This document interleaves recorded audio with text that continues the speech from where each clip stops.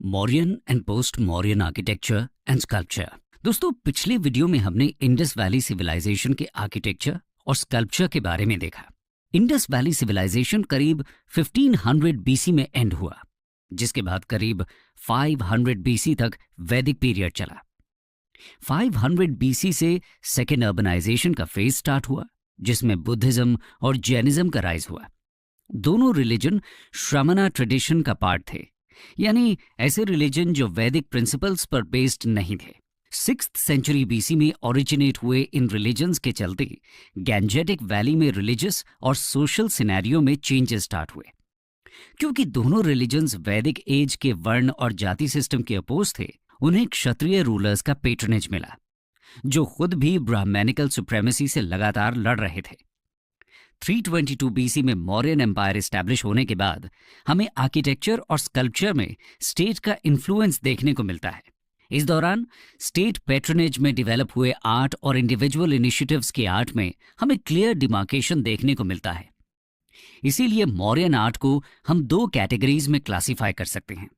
पहला court art, जो कि कोर्ट यानी स्टेट इनिशिएटिव था, जिसमें पैलेसेस, पिलर्स, स्तूपास एटसेट्रा बनाए गए। और दूसरा पॉपुलर आर्ट, जो कि इंडिविजुअल इनिशिएटिव था, जिसमें केव्स, पॉटरी और स्कल्पचर्स आते हैं। इस कहानी में हम इन्हीं मौर्यन आर्किटेक्चर और स्कल्पचर्स पर डिस्कशन करेंगे। सबसे पहले शुरू करते हैं कोर्ट आर्ट से। Court art. मौर्यन रूलर्स ने कई आर्किटेक्चरल वर्क्स को कमीशन कराया, फिर चाहे वो किसी पॉलिटिकल रीजन के कारण हो या फिर कोई रिलीजियस रीजन। इन वर्क्स को कोर्ट आर्ट के नाम से रिफर किया जाता है। कोर्ट आर्ट में सबसे पहले हम बात करते हैं पैलेसेस के बारे में। मौर्यन एम्पायर सबसे पहला पावरफुल एम्पायर था जो इंडिया में रूल में आया। कैपिटल पाटलिपुत्र और कुम्भलहार में पैलेसेस को एम्पायर का स्प्लेंडर शो करने के लिए बनाया गया था। ये दोनों जगह आज के बिहार में स्थित हैं। चंद्रगुप्त मौर्य का पैलेस पार्सिपोलिस ईरान के एकिमेनिड पैलेसेस से इंस्पायर्ड था। पैलेसेस का प्रिंसिपल बिल्डिंग मटेरियल वुड हुआ करता था। मेगास्थनीज ने इस पैलेस को ग्रेटेस्ट क्रिएशंस ऑफ मैनकाइंड का दर्जा दिया है। इस तरह कुम्भलहार में बना किंग अशोका का पैलेस एक मैसिव स्ट्रक्चर था। यहां पर एक हाई सेंट्रल पिलर था और एक 3 स्टोरी वुडन स्ट्रक्चर भी था। पैलेस की वॉल्स को कार्विंग्स और स्कल्पचर से डेकोरेट किया गया था। अब बात करते हैं पिलर्स के बारे में। अशोका के समय पिलर इंस्क्रिप्शन एक ग्रेट सिग्निफिकेंस ले चुका था। ये इंस्क्रिप्शंस स्टेट के सिंबल या फिर बैटल में विक्टरीज को कमेमोरेट करने के लिए बनाए जाते थे।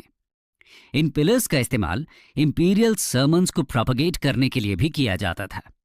ये पिलर्स जनरली 40 फीट हाई हुआ करते थे और इनको चुनार सैंडस्टोन से बनाया जाता था। पिलर्स के 4 पार्ट्स हुआ करते थे। एक लंबे शाफ्ट को बेस बनाया जाता था, जो कि एक मोनोलिथ होता था, यानी सिंगल पीस ऑफ स्टोन से बनाया जाता था। शाफ्ट के ऊपर कैपिटल हुआ करता था, जो कि या तो लोटस शेप्ड या फिर बेल शेप्ड हुआ करता था। कैपिटल्स का बेल शेप और पॉलिश्ड और लस्ट्रस फिनिश होना इरेनियन पिलर से इन्फ्लुएंस था। कैपिटल के ऊपर एक सर्कुलर या रेक्टेंगुलर बेस होता था, जिसको एबेकस कहा जाता था। एबेकस के ऊपर एक एनिमल फिगर को प्लेस किया जाता था। इसका सबसे अच्छा एग्जाम्पल है चंपारण का लौरिया नंदगढ़ पिलर और वाराणसी का सारनाथ पिलर। आप सभी जानते हैं कि सारनाथ पिलर का एबेकस और एनिमल पार्ट इंडिया का नेशनल एम्ब्लेम है। अब बात करते हैं स्तूपास के बारे में। वैदिक पीरियड से ही स्तूपास एक बैरियल माउंड्स की तरह बनाए जाते थे।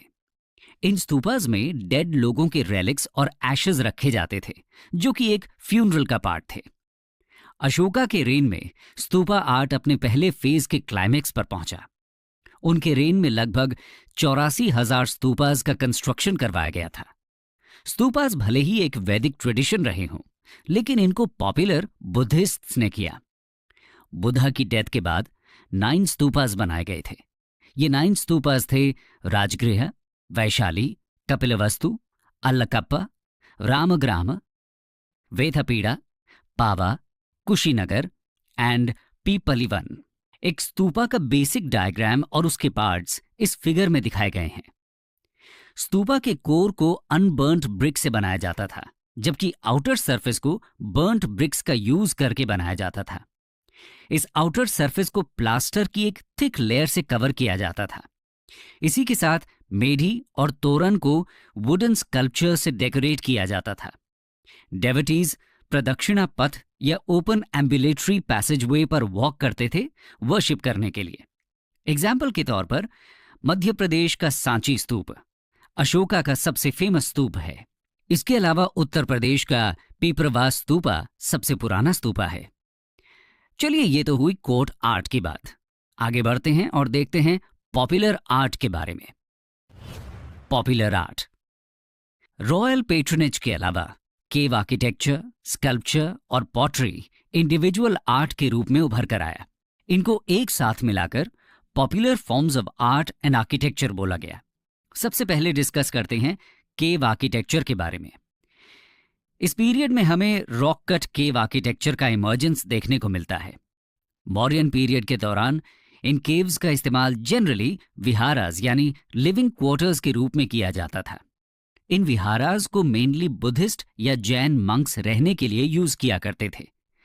जहां एक तरफ शुरुआती केव्स का यूज सिर्फ आजीविका सेक्ट के फॉलोअर्स किया करते थे, आगे चलकर यही केव्स बुद्धिस्ट मॉनेस्ट्रीज के रूप में पॉपुलर हुई। इंटीरियर वॉल्स का हाईली पॉलिश्ड इंटीरियर फिनिश और डेकोरेटिव गेटवेज मौर्यन पीरियड में बनाई जाने वाली केव्स के स्पेशल फीचर्स थे। 320 से 185 बीसी के बीच बनी बिहार की बर्बर और नागार्जुनी केव्स इसके अच्छे एग्जाम्पल्स हैं, जिनको अशोका के ग्रैंडसन दशरथ के टाइम में बनाया गया था। पॉपुलर आर्ट में अब हम स्कल्पचर्स के बारे में डिस्कस करेंगे।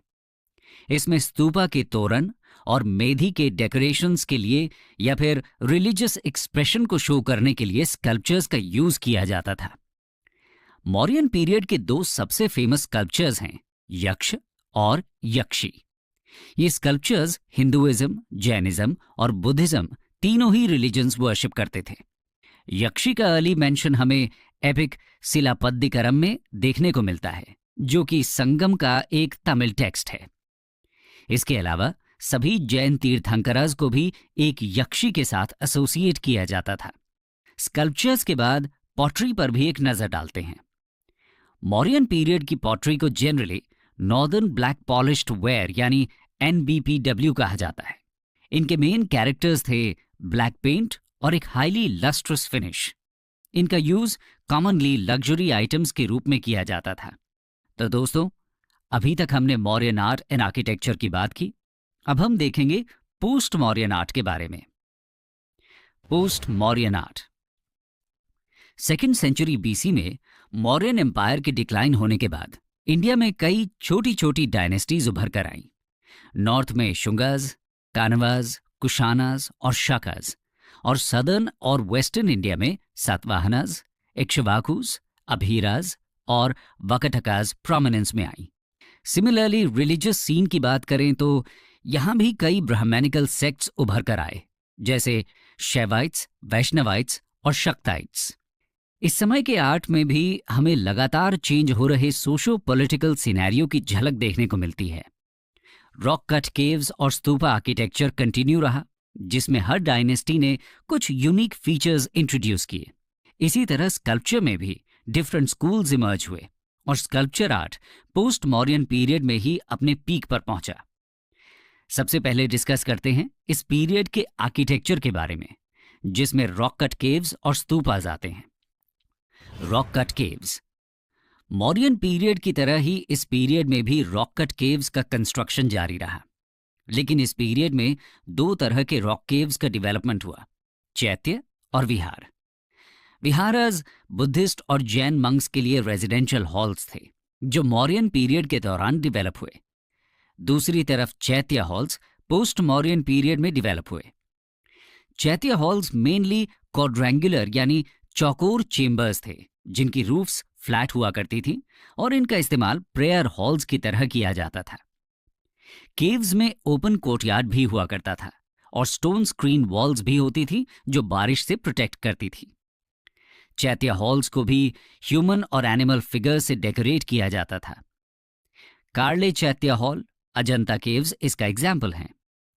अजंता केव्स में 29 केव्स, 25 विहारास और 4 चैत्य हॉल्स हैं।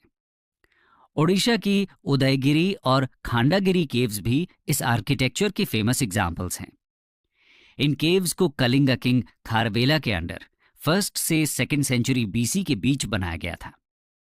ये केव्स आज के भुवनेश्वर के पास हैं। इस केव कॉम्प्लेक्स में मैनमेड और नेचुरल दोनों केव्स हैं। इन केव्स को पॉसिबली जैन मंक्स के रेजिडेंस के लिए बनाया गया था। उदयगिरी केव्स हाथी गुम्फा इंस्क्रिप्शन के लिए फेमस है, जिसको ब्राह्मी स्क्रिप्ट में कार्व किया गया है। ये इंस्क्रिप्शन जैन नमोकार मंत्र से चालू होता है और किंग खारवेला के द्वारा किए गए मिलिट्री कैंपेन्स का डिस्क्रिप्शन इनमें देखने को मिलता है। उदयगिरी केव्स की एक और फेमस रानी गुम्फा केव एक डबल स्टोरीड केव है, जिसमें कई ब्यूटीफुल स्कल्पचर्स देखने को मिलते हैं। रॉक कट केव्स के बाद बात करते हैं स्तूपास के बारे में।